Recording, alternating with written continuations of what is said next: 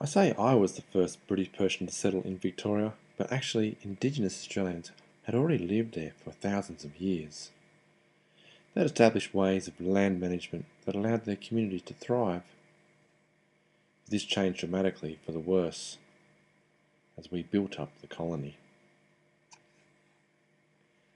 The place that I set up camp is called Sullivan Bay, just inside Port Phillip Bay. It's the oldest permanent European settlement. It was established along the colony's west coast of Portland in 1834. It was a really good place to settle because the soil was good.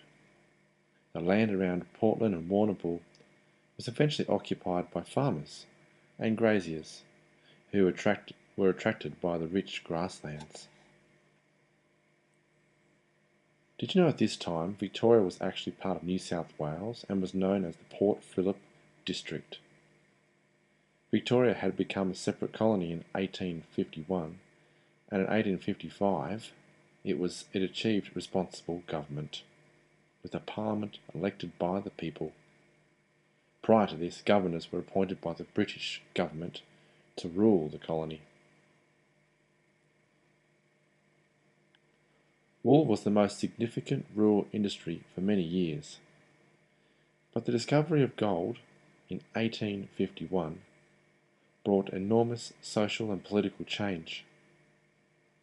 Victoria's population grew from 77,000 people in 1851 to 540,000 people in 1861 as eager gold miners from Europe, China, and other Australian colonies surged to the new goldfields. By the mid-1850s, Victoria had the most people out of the Australian colonies.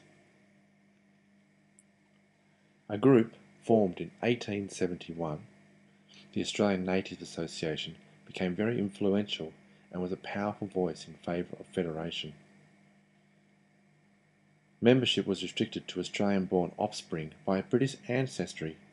By 1901, with 484,103 residents, Melbourne had the largest population out of the 6 colonies' major cities.